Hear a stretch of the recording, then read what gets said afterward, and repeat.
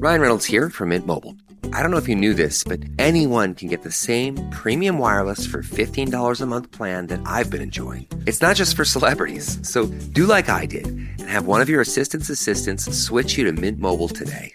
I'm told it's super easy to do at mintmobile.com/switch. Upfront payment of $45 for 3-month plan, equivalent to $15 per month required. Intro rate first 3 months only, then full price plan options available. Taxes and fees extra. See full terms at mintmobile.com. My cat Freddie loves to be brushed and cuddled.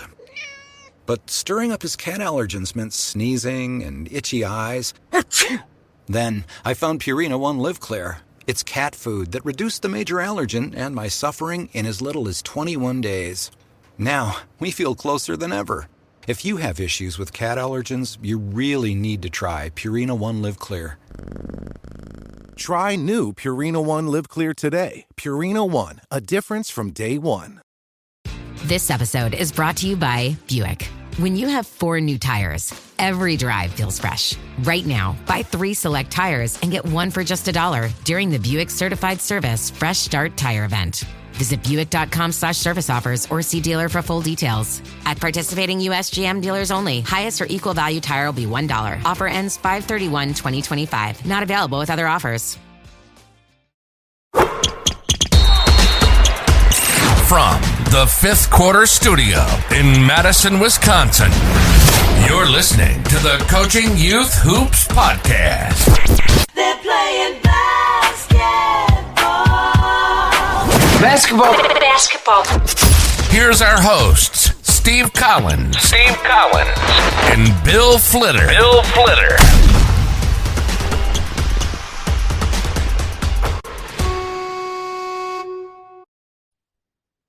Welcome to Coaching Youth Hoops.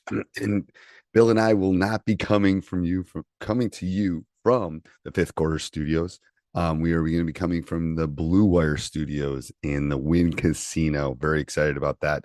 I did a couple podcasts in Vegas, and it was awesome. They'll be over on YouTube, but just wanted to let you know that. And to go over and check out coachingyouthhoops.com. You can sign up for any future updates, or go over and check out teachhoops.com for coaches who want to get better. But let's head off to the podcast. Hopefully. Right. Hopefully. So I think the second topic we had was how to prepare for the off season. We kind of touched on that a little bit. Yeah, we kind of touched on that one a little bit. I think just studying, learning. Yeah, we're learning where you can improve. Right. Mind, right. Finding resources, finding a mentor. Yeah. You know, if you want to become good at something, I think we live in a day, an age of, if you want to learn something, you can. Like, I can take a physics class at Harvard if I want to. That's right. I go online and watch it and do the material, and might not get a grade, but I can learn it. I think it's similar to youth coaches. It's like, you know, how much time do you want to put into it is what you're going to get out of it, both for your kids and the other kids and you. And, you know, it's not the end all, but I think it's like, if you want to become better at it, you're going to have to put the time in, especially at the youth level. And and to be honest with you, talking about winning, you'll win more if you do that. That's right. Do you know any place where they could go to learn stuff? Oh, I do. You go to teachhoops.com for coaches who want to get better. There we go. Yeah, that's a cheap plug. Oh, I didn't know. I'll have to look that one up. I wasn't even going to do that, but anyway.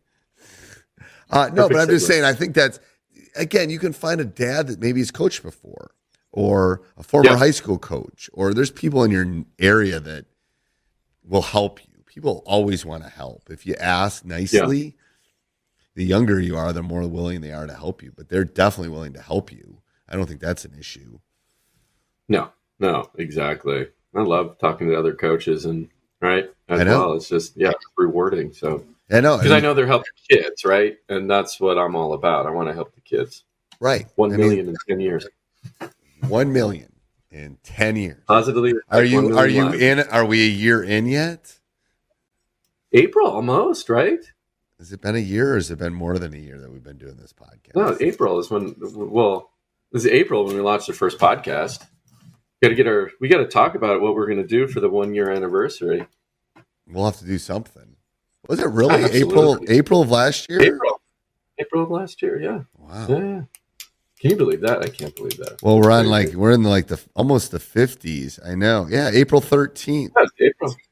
Hopefully it doesn't fall on a Friday. Well, we'll have to do something special for the 1-year anniversary. Yeah, we'll have to do something. Absolutely. Yeah. All right. So the next one was you had the top 10 list, right? Your top 10 list? Yeah, top list of building a successful youth team. Yeah. What do you think? What does it take to do a successful youth team? Oh, you know what's happening right now? Talk about real time. My dog's getting excited here in the background. I'm going to have to go let her out. Let her out. That's okay. So trust me, this happens on a regular basis on our podcast. So top 10, it does. Top 10 things. So I think the biggest thing is participation. What do you mean? Well, the kids they're feeling, especially at the younger age, is that, if you're trying to build either a program or a team, the kids feel like they're an integral part of that system. And at the youth, like I've always said, you don't want to be this kid's last coach ever. Yeah. Yeah. If you're going to be a good youth coach, you let them be the ones that decide to stop playing, but you should not be the one. I think a successful one is they all had it, especially if you're dealing with fourth graders, they should all have a fun, successful feeling about it when they leave. That could be 1, 2, 3, 4 on my list, to be honest with you. Yeah, so participation, fun. I would, a lot of youth coaches I talk to, it's hard too because they have 1, maybe 2 practices a week from 1 hour to an hour and a half, and as there's a lot to fit in a game and teach. So I think with that said is come in prepared, knowing that you can't teach everything in the limited amount of time that you do have. But what do you believe in? Your top 3 things, focus there and, create that list that we're going to be really good at X. We're going to be okay at Y, and we're not going to get to Z. Right.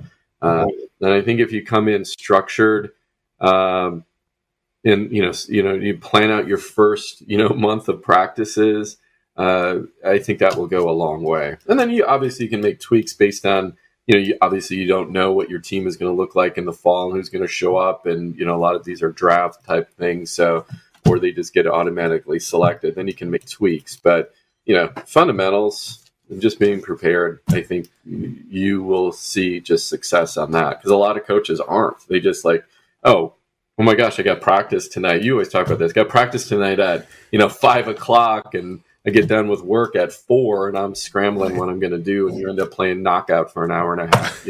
Well, here's the thing. So for someone that's taught for 35 years, I never walk into class without a plan. I never walk into class without a plan. Monday's going to be an interesting day when I land in Milwaukee at 1 and I have to teach at 8. So, but I have a plan. I already have a plan ready to go for Monday morning. I know what I'm going to do. How effectively I do it's going to be a different story, but I know what I'm going to do on Monday. Okay? Yeah. So it's the same with this. It's otherwise, you're going to come in and do layup lines. You're going to do something silly. Right.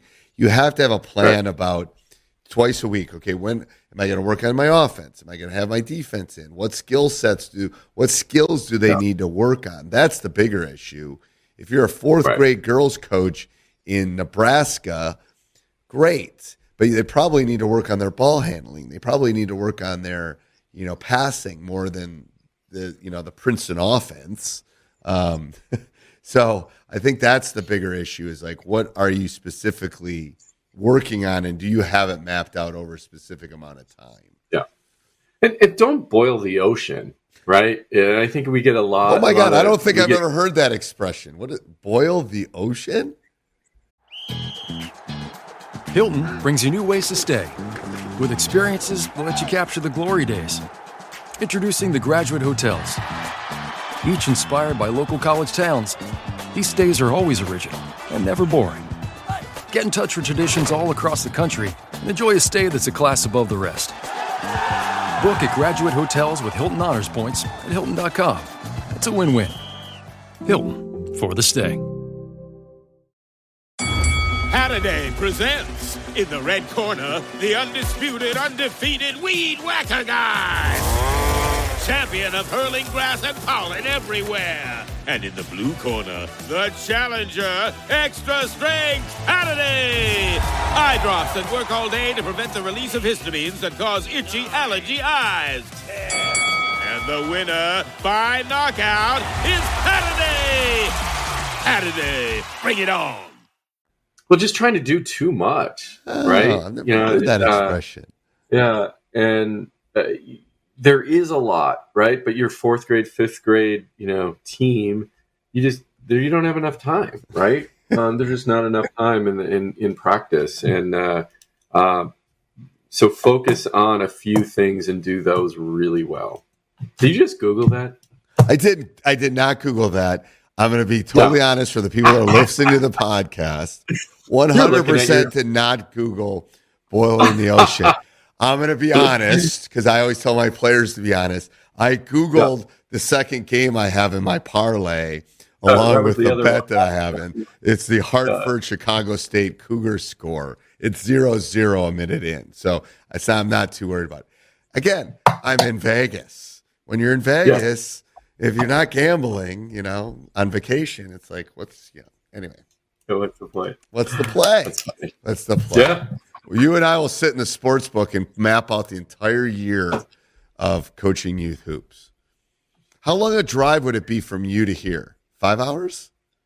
No, a little bit longer. I don't remember. We drove it one time. It might be 6. I think it's 6 to LA from here, isn't it? It's 5 or 6 from LA. LA. We're about the same because Vegas is kind of in the middle where I am. Shoot, you can drive. You'll drive down then. You don't even fly. No, I would probably fly. It'd be cheap. It'd be a cheap flight. It's cheap. Oh yeah, it's cheap to get to Vegas from Oakland, right? Actually, I'm going to look it up. I'll tell you in 2 seconds. I will Google that. I'm curious. You're Googling it. No, so as he's Googling that, I'm going to keep talking about. You get there by 6. What? I'm kidding. I have no idea. I bet it's a couple $100 though, huh? Maybe less than that. But it depends on what you're. What time of the time. So I think developing a successful youth team is kind of, again, I think it's what is success to you? That's right. Define success. That's probably one of the first things, right? It's not wins and losses. It's not, and I guarantee for a lot of people either listening to this podcast or that I've seen on Saturdays at a shootout, sometimes it is, and I don't think it should be. I agree with you.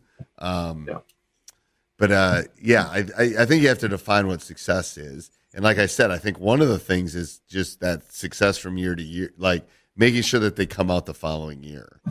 The number of girls that we lose to basketball, to lose to volleyball, lose to soccer, lose to these things is because it's huge. It's huge because it wasn't successful. It wasn't fun. It wasn't they were learning. There wasn't a community in which they were building. I think that's the issue. Well, and if you look at all the surveys out there, as coaches, we think, fun equals wins. But all the surveys that the kids do and fill out, wins is not in the top 5. Right. And I'll tell you, I went to a clinic before once, and they asked the coach, the coaches, write down the coach that influenced you the most and why. They had them do every coach in this clinic had to do that. And you wrote it down. And then they called on a bunch of them. And I wrote down a coach, and then I wrote down why. And he goes, I bet it's how that coach made you feel. And I bet it had nothing to do with X's and O's was your why. And nobody said, they taught me the flex offense well, or they taught me how to play man-to-man defense well. No, it's like my high school coach kind of got me the love of this game. That was what he did. It's like, do I remember what we ran? Kinda, but it wasn't. It was that I wanted to please him. That he taught me that I love the game. It's the same thing with these kids when if they filled out a survey. That's what they should put on that survey. It's how you made them feel, and did you give them a love for the game? Not that you have the greatest out of bounds play that's going to score on a Tuesday in some tournament somewhere. Who cares? I think that's, for me, that's a successful team. I totally. it's hard. It is hard as a coach when you're 13-0 is really exciting versus 0-13. But at the same time, like you said, did those kids come back? Are they having fun? Are they connecting with their friends on that team? Did you teach them life lessons in both of those situations, 13-0 and 0-13, right? I think that's the message we're missing too with sports. That's your money saying it's time for a McDonald's run. Because with new McValue at McDonald's, you get more than you expect. Like buy a 6-piece McNuggets and add a McChicken for just $1. Your money says let's go. Get more than you expect with new McValue. Prices and participation may vary. Valid for item of equal or lesser value. Building a portfolio with Fidelity Basket Portfolios is kind of like making a sandwich. It's as simple as picking your stocks and ETFs, sort of like your meats and other toppings, and managing it as one big, juicy investment. Now that's pretty good. Learn more at fidelity.com/baskets. Investing involves risk, including risk of loss. Fidelity Brokerage Services, LLC. Member NYSE SIPC. Is why are we doing it in the first place? It's an extension of the classroom, and we have to help kids draw those conclusions of, what if, winning with respect, right? Playing with respect. What does that mean? And then losing with grace, right? Right. And what hard work means and sacrifice. And I'd rather go to that birthday party, but I made a commitment to my team, right? To be there and play. And and it's hard. We've had this discussion. It's hard on the players because sometimes they want to be there and they don't have the choice. Like I always feel like my juniors and seniors have some choices. Not always, but for the most part. But they can make a better argument than a fifth grader can. Yeah, the fifth grader can't jump in the car and drive themselves to practice. That's right. Yeah, it's like mom doesn't want to get on the car on a Tuesday in February to take you to practice. What's the kid going to do? So that's a little bit more empathy, a little bit more understanding from the youth coaches. Yes, you want them there, but sometimes we don't have that control. All right. That's anything else you think for making a successful, I'm holding up air quotes, a successful youth I just team? think, again, I would end with this. It's just love on the kids, right? Just love on the kids. Let them know they're going to respect you when you respect them, and let them know it's not about. You don't even have to say it, that the wins and losses, but show them that you care, and you'll have a successful season. That's just my 2 cents. I know. Yeah, I think that's 100% it. This podcast is part of the Sports Social Podcast Network.